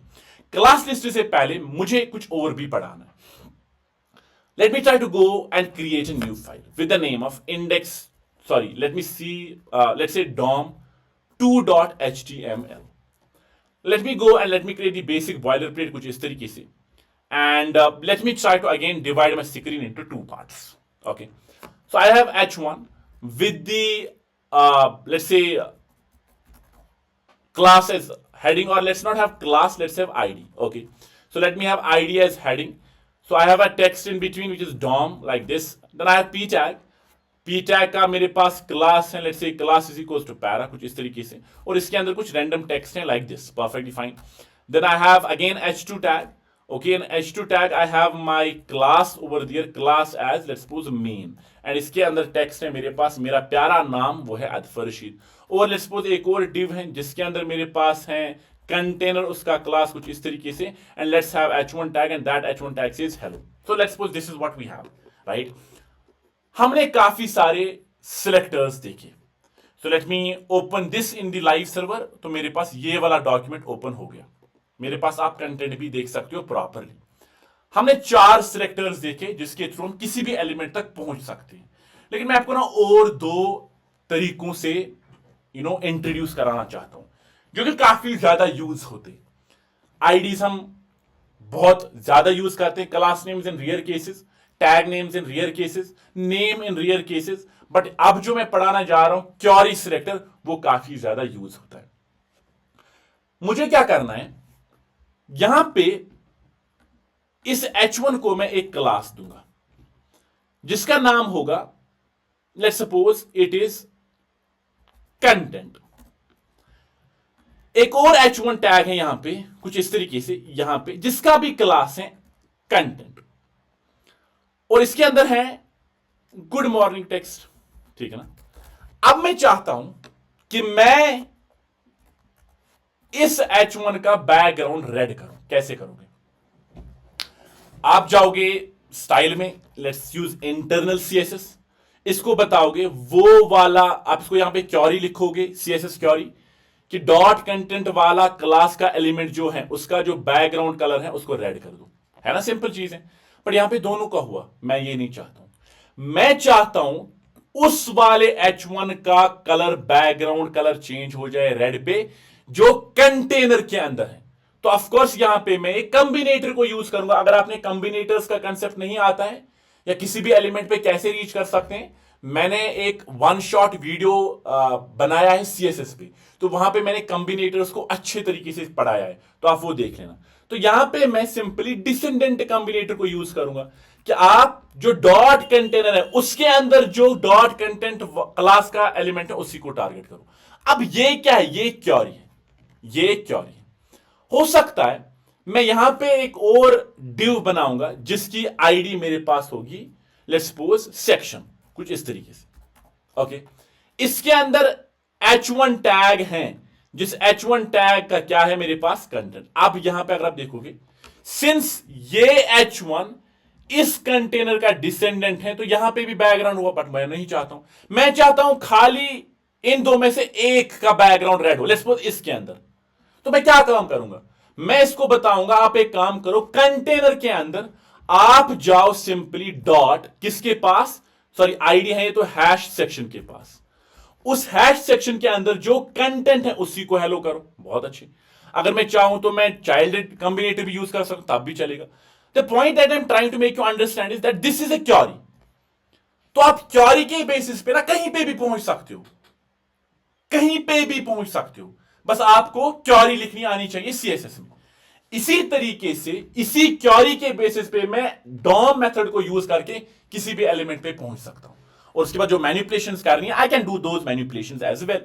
For example, I will simply go here add a script, और इस स्क्रिप्ट में मैं एक वेरिएबल को डिफाइन करूंगा ELE, and I will simply tell it on my document please implement query selector. इस क्वेरी सिलेक्टर के अंदर यहां पे ना इन डबल कोट्स में क्वेरी जाएगी, जैसे CSS सिलेक्टर्स जाएंगे, जिस तरीके से एलिमेंट्स को सिलेक्ट करके हम स्टाइल इंप्लीमेंट करते हैं ना, वैसे यहां पे सिलेक्टर्स जाएंगे। तो चाहे वो हमारे पास सिलेक्टर्स कितने प्रकार के, नेम सिलेक्टर है, आई mean tag selector, tag name selector, class selector, ID selector, मेरे पास हैं कॉम्बिनेटर्स में descendant, child, general sibling, adjacent sibling, फिर स्यूडो क्लासेस है, स्यूडो एलिमेंट्स हैं, काफी तरीके के सिलेक्टर्स हैं जिस तरीके से हम पहुंच सकते हैं। जिस भी तरीके से आप CSS में एक प्रॉपर ऊपर सिलेक्टर लिखते हो ना, वो यहां पे लिखना है। फॉर एग्जाम्पल H1, क्या H1, तो ये टैग नेम है, तो ये टैग नेम सिलेक्टर है। अब अगर मैं यहां पे एक बटन बनाऊंगा कुछ इस तरीके से, जिसपे मैं इवेंट करूंगा एड ऑन क्लिक, जो होगा सिंपली चेक टेक्स्ट, इस तरीके से नाम इस फंक्शन का, चेक टेक्स्ट लाइक दिस, और change text whatever, and I will simply go here define my function with the name of check text like this, like this, like this, like this, and I want to simply say console.log my ELE. What is happening over here? Let's try to understand that, and let me add some text in the button. Why is the button? I will simply say click me, done, and you can clearly see I have a button. Let me go here, let me go into the inspector, and let's try to see what we will get in the console if I try to execute this, if I try to click on this and call this function. Okay, I am telling it, please do one thing, go into document, find the element that has the tag H1. अब यहां पे एक ही element नहीं है जिसका tag H1 है, but हमेशा याद रखना जो query selector it only returns the first one that matches the query, तो ये एक ही एलिमेंट रिटर्न करेगा। तो कौन सा पहला H1? तो अगर मैं यहां पे करूंगा P टैग, तो पहला P टैग, तो यहां पे जब मैंने क्लिक किया पहला P टैग रिटर्न किया। अगर मैं यहां पे बताऊं div, तो आप div जो है इसमें पहला div उसी को रिटर्न करेगा, so on and so forth। Perfect है। बट क्या यहां पे टैग नेम जाएगा? नहीं, कोई भी क्वेरी जिस भी तरीके से आप CSS में लिखते थे ना उसी तरीके से। फॉर एग्जांपल मैं इसको बताऊंगा हैश हेडिंग, इसका मतलब क्या है, वो वाला एलिमेंट, पहला एलिमेंट जिसकी आईडी हेडिंग है, तो ये क्वेरी है, यह क्वेरी सिलेक्टर, तो क्लिक मी H1 दिया। मैं इसको बताऊंगा एग्जैक्टली दिस वन, तो ये भी एक क्वेरी है, ऐसा नहीं कि ये क्वेरी नहीं है। तो जिस भी तरीके से आप क्वेरी लिख सकते हो ना वो यहां पे जाएगा। तो जब मैं इस पे क्लिक करूंगा आप देखो H1 आ गया, वही H1 जिस पे मैं जो इस क्वेरी के हिसाब से पहुंच रहा है, and that's exactly what we have by this. तो if I click on this you can clearly see we have this particular content over here. तो क्वेरी है, चाहे वो कॉम्बिनेटर्स हो, स्यूडो क्लासेस हो, व्हाटएवर यू हैव, पहुंच जाएगा। इसका मतलब यह है कि यहां पे आप किसी भी तरीके से एक क्वेरी डाल सकते हो, चाहे वो यहां पे कॉम्बिनेटर्स हैं, क्लासेस हैं, आईडीज हैं, व्हाटएवर यू फील, उस तरीके से उसी एलिमेंट को प्रिंट करेगा as you can see here. अब यहां पे एक सवाल है, वो ये है कि सर ये जो मेरे पास आपने सिलेक्टर दिया जिसका नाम है क्वेरी सिलेक्टर, ये पहला रिटर्न करता है, but what if we want collection of those elements, मुझे कलेक्शन ऑफ H1 चाहिए, collection of that classes. For example if I simply go here tell it कि मुझे चाहिए कंटेंट क्लास के सारे एलिमेंट्स, यहां पे पहला रिटर्न करेगा, क्वेरी सिलेक्टर हमेशा पहला रिटर्न करता है। So in that particular case we have query selector all. Query लिखना बहुत इजी होता है, इसलिए ये वाले सिलेक्टर्स काफी ज्यादा यूज होते हैं। तो अब अगर मैं इस पे क्लिक करूंगा, क्लियरली सी मेरे पास नोड लिस्ट है जिसमें तीनों के तीनों एलिमेंट्स हैं जिनका क्लास कंटेंट है, कंटेंट है, कंटेंट है। तो 3 H1 और यहां पे भी ये नोड लिस्ट देता है। तो name select by name node list देगा, query selector all node list देगा। ये 2 नोड लिस्ट देते हैं। बाकी जितने भी मेथड्स हैं HTML gate elements by class name, gate elements by tag name, तो ये क्या देते हैं हमारे पास HTML कलेक्शन। तो डिफरेंस क्या है वो बताना आप चैट में। अब चलते हैं आगे। ये हो गया मेरे पास क्वेरी सिलेक्टर और क्वेरी सिलेक्टर ऑल, राइट। इसके साथ साथ अब बहुत ही इंपॉर्टेंट चीज हमें समझनी है। अभी तक अगर मैं कंक्लूड करूंगा अपने सारे डिस्कशन को, वो ये था कि डॉक्यूमेंट ऑब्जेक्ट मॉडल होता क्या है और इसके कौन कौन से मेथड्स हैं जिसके थ्रू हम किसी भी एलिमेंट तक पहुंच सकते हैं। और उसके बाद हमने समझा कि एट्रीब्यूट्स को चेंज करके, चाहे वो टेक्स्ट कंटेंट हो, स्टाइल हो, इनर HTML इनर टेक्स्ट को चेंज करके हम अपने कंटेंट को चेंज कर सकते हैं, स्टाइल वाइज भी और स्ट्रक्चर वाइज, कंटेंट वाइज भी। तो वो सारी चीजें आपको क्लियर हो गई होगी।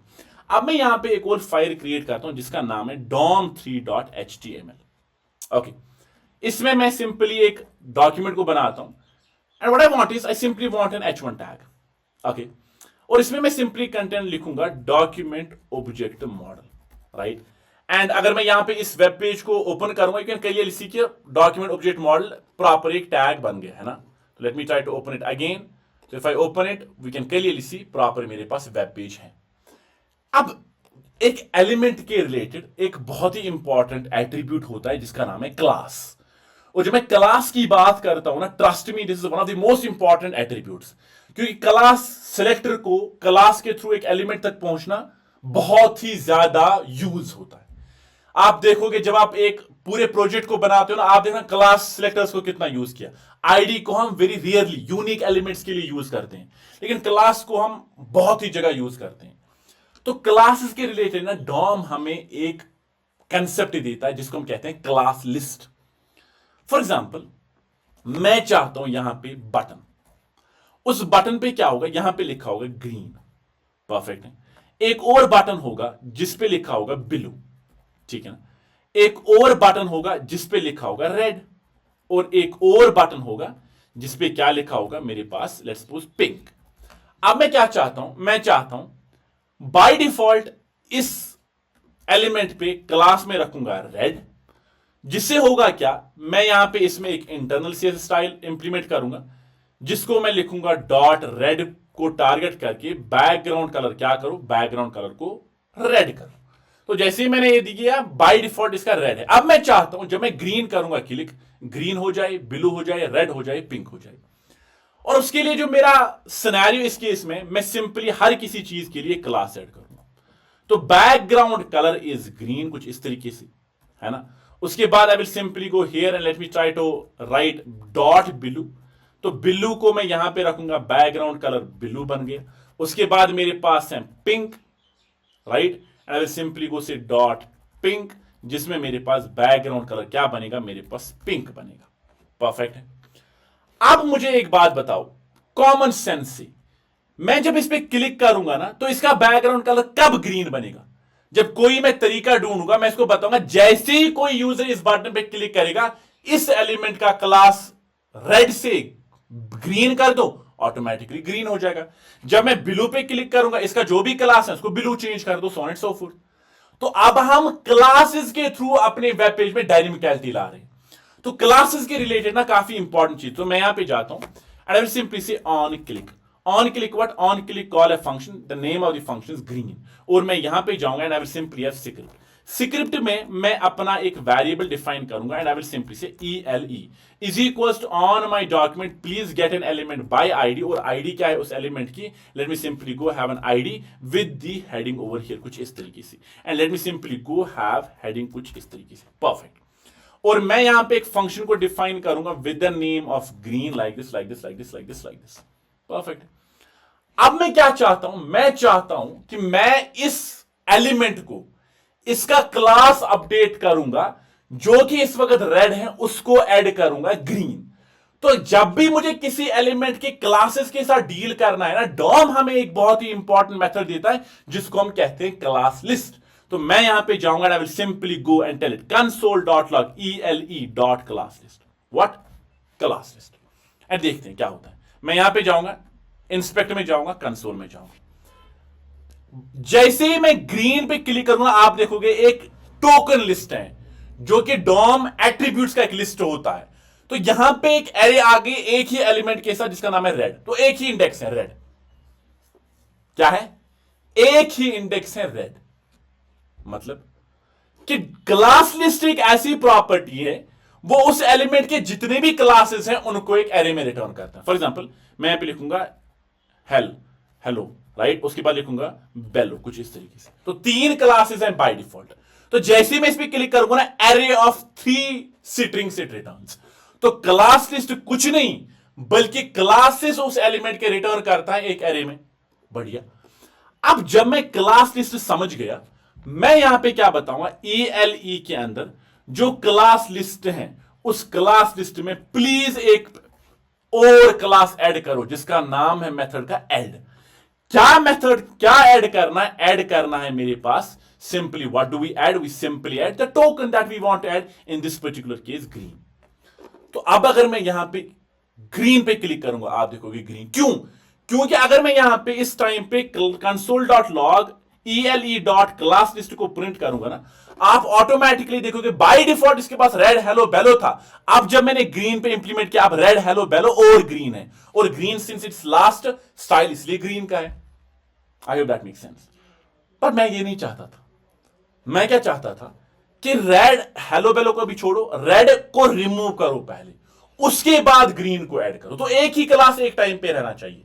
हो सकता है मेरे पास रेड में कुछ और स्टाइल हो, मैं नहीं चाहता हूं वो इंप्लीमेंट हो जाए अपार्ट फ्रॉम बैकग्राउंड कलर। तो इसी तरीके से जिस तरीके से ऐड है उसी तरीके से मेरे पास ELE है class list over there, and we have a method called as remove, जिसमें मैं इसको बताऊंगा रिमूव करो रेड को। अब जैसे रिमूव किया, बाय डिफॉल्ट क्या था रेड, अब ग्रीन ऐड हो गया, और उसके साथ साथ आप देखोगे ग्रीन ही खाली, अब रेड नहीं है। तो रिमूव है, ऐड है। अब यहां पे समझते हैं एक और मेथड।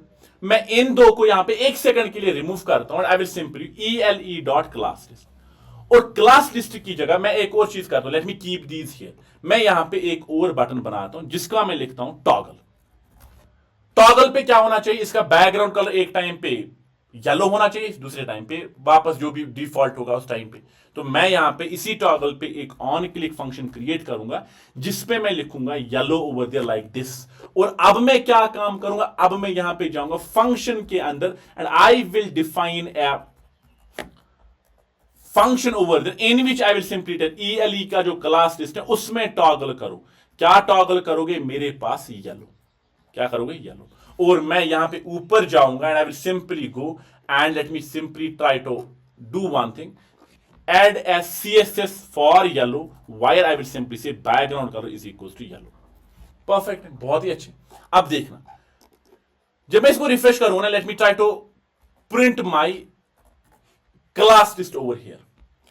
जब मैं इसको रिफ्रेश करूंगा, when I click on green, green add हो गया। रिफ्रेश किया, रेड बाय डिफॉल्ट था। टॉगल पे क्या हो रहा है? इस पे रेड है, बट मैं टॉगल करूंगा आप देखोगे येलो भी आ गया। तो ये है टॉगल। एक टाइम पे रिमूव होगा, एक टाइम पे ऐड होगा। Remove add, remove add, remove add, remove add. तो अगर वो वहां पे नहीं है उसको ऐड करो, अगर है तो रिमूव करो। ये है toggle.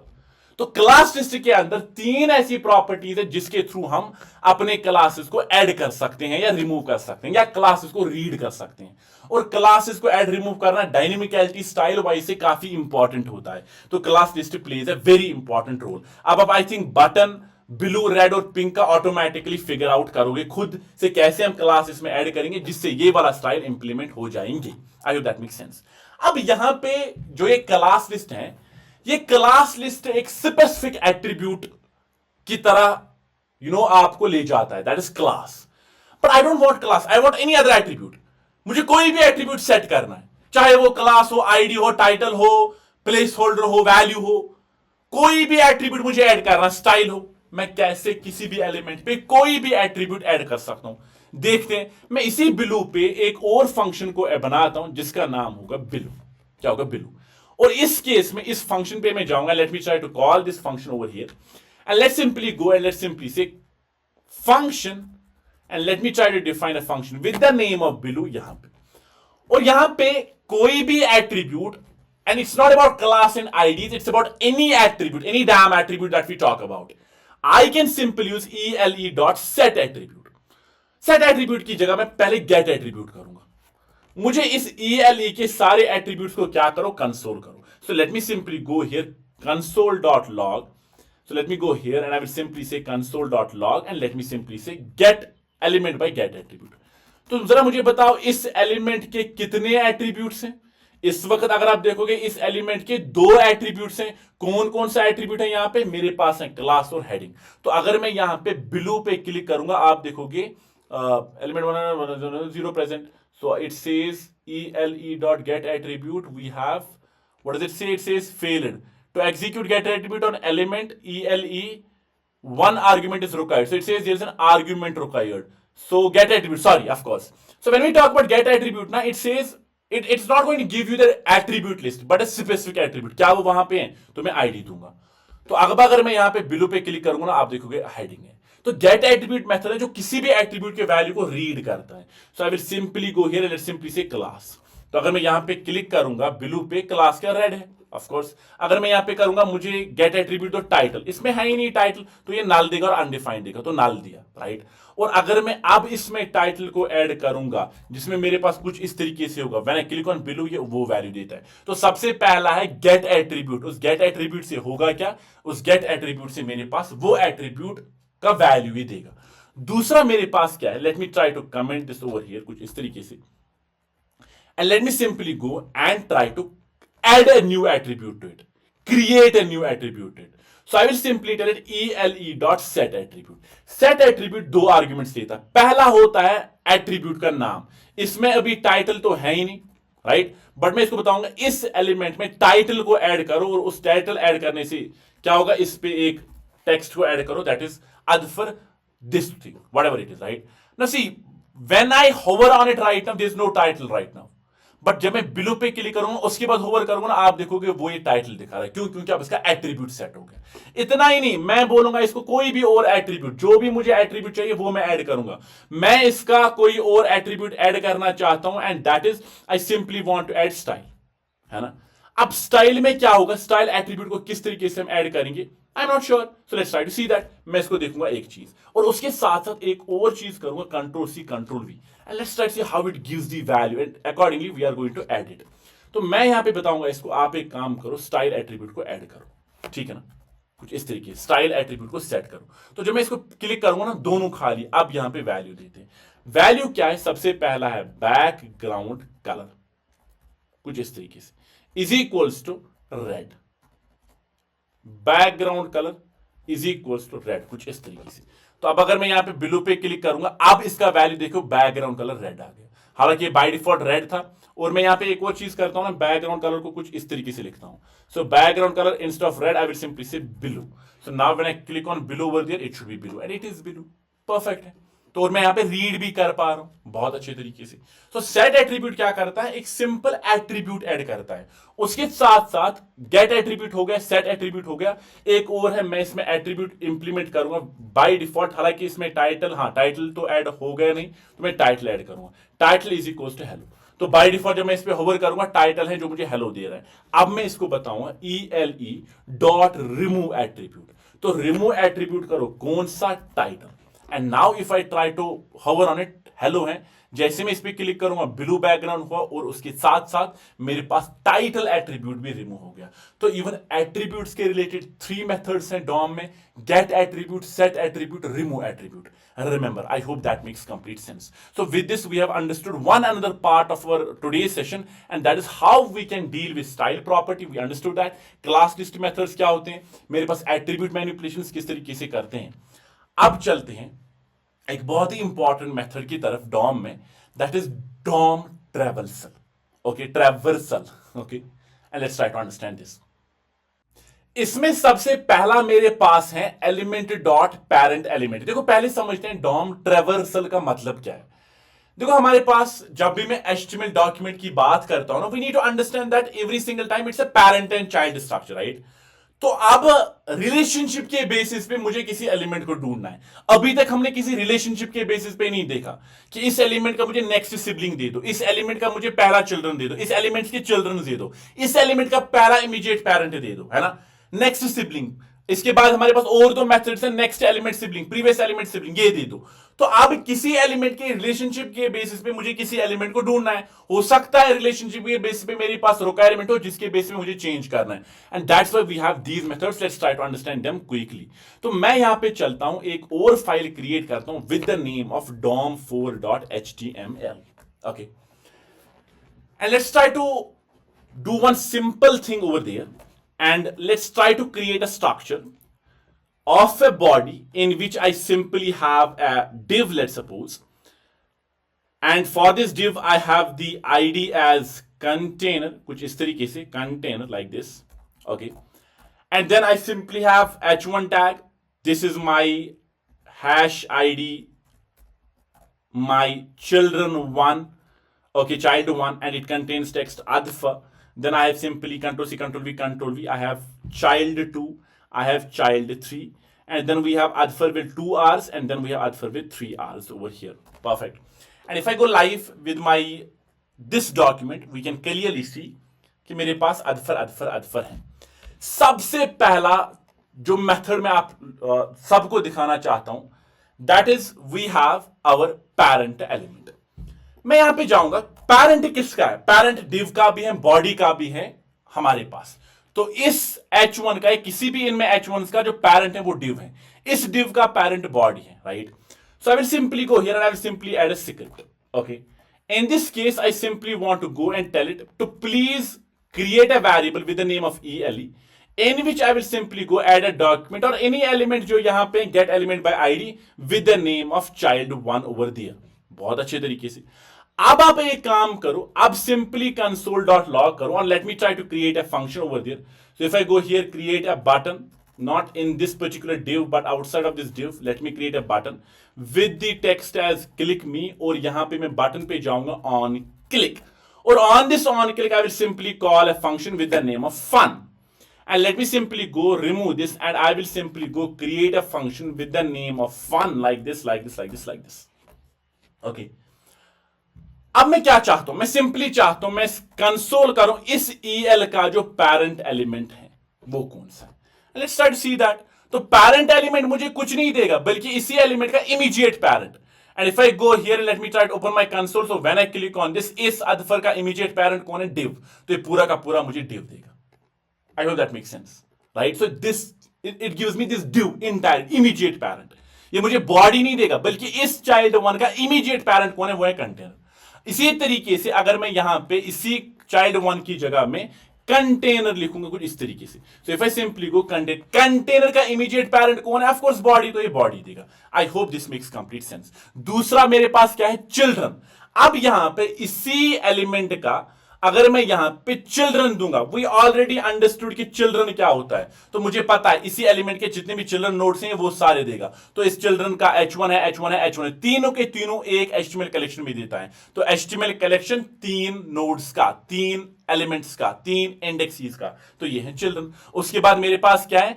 First element child, last element child. तो मैं यहां पे करूंगा ele, इसी कंटेनर का जो फर्स्ट एलिमेंट चाइल्ड है वो मुझे दे दो। उसके बाद कंट्रोल सी कंट्रोल वी, जो इसी का लास्ट एलिमेंट चाइल्ड है वो मुझे दे दो। And of course you already would have guessed कि इसका मतलब क्या है। तो जब मैं इस पे क्लिक करूंगा, इस कंटेनर का फर्स्ट चाइल्ड क्या है? child1, तो ये मुझे दे रहा है। लास्ट चाइल्ड क्या है? Sorry, let me have it as child3, so when I remove this, click on this, तो मुझे child3 देगा। तो ये है मेरे पास ये 3 ट्रैवर्सल मेथड्स जिनके थ्रू मैं रिलेशनशिप के बेसिस, पैरेंट और चाइल्ड के बेसिस पे मैं रिलेशनशिप एलिमेंट्स ढूंढ सकता हूं। और जब मैंने इन एलिमेंट्स को इस तरीके से ढूंढा, ऑफ कोर्स मैं इनको वेरिएबल में स्टोर करके चेंज भी कर सकता हूं, है ना? सिंपल चीज है, मैनिपुलेशन कर सकता हूं, लाइक स्टाइल हुआ, कोई भी एट्रीब्यूट ऐड करना हुआ। तो ये है मेरे पास 2 मेथड, और 2 है नेक्स्ट एलिमेंट सिबलिंग।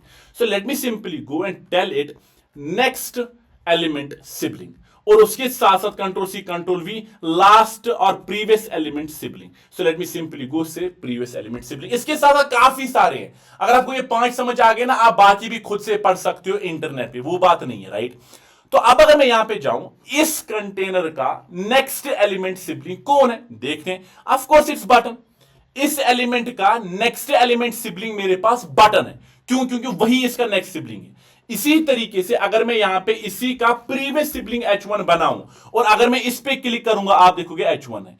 जब H1 नहीं था तो उस केस में मेरे पास क्या था, उस केस में मेरे पास नल था, and we could see that as well. तो नेक्स्ट सिबलिंग क्या है, इसी एलिमेंट का नेक्स्ट सिबलिंग क्या है, प्रीवियस। प्रीवियस हो सकता है कभी कभी मेरे पास रिक्वायरमेंट होगा कि इस एलिमेंट का जो प्रीवियस है उसको रेड बैकग्राउंड कलर कर दो, या इस एलिमेंट का जो नेक्स्ट सिबलिंग है उसको ग्रीन करो, उसको ये स्टाइल करो, वो स्टाइल करो, उसका कंटेंट चेंज करो। तो तब हमें रिलेशनशिप के बेसिस पे एक एलिमेंट का स्टाइल चेंज करना है, and this is how we are going to do the traversal, right. I hope this makes complete sense, right. आज के इस सेशन में हमने डॉम को समझा कि डॉम एक जस्ट ट्री स्ट्रक्चर नहीं है, बल्कि एक ऑब्जेक्ट है जिसके अंदर नेस्टेड प्रॉपर्टीज बनी हुई हैं। फिर हमने डॉम के मेथड्स को देखा, काफी सारी चीजें देखी, क्लास लिस्ट देखा, एट्रीब्यूट्स देखा। ये था डॉम का पार्ट 1। नेक्स्ट सेशन में हम डॉम का पार्ट 2 देखेंगे, जिसमें हम डॉम के और कंसेप्ट्स को समझेंगे, जैसे हमारे पास एलिमेंट्स को कैसे हम क्रिएट कर सकते हैं फ्रॉम स्क्रैच, कंटेंट कैसे ऐड कर सकते हैं। उसके बाद हम समझेंगे इवेंट्स क्या होते हैं, इवेंट लिसनर्स क्या होते हैं, इवेंट ऑब्जेक्ट इटसेल्फ क्या होता है, और उसके बाद हम समझेंगे प्रॉपरली एडवांस कंसेप्ट, थ्रॉटलिंग और debouncing. Trust me, next DOM का बहुत ही एडवांस होने वाला है और बहुत ही मजेदार होने वाला है। आई होप आपको आज का ये सेशन बड़ा अच्छा लगा होगा, नई चीजें सीखी होगी, even if you knew DOM, but आज थोड़ी और चीजें क्लियर हो गई होगी। Take care of yourself, see you in the next class. Thank you so much, bye bye.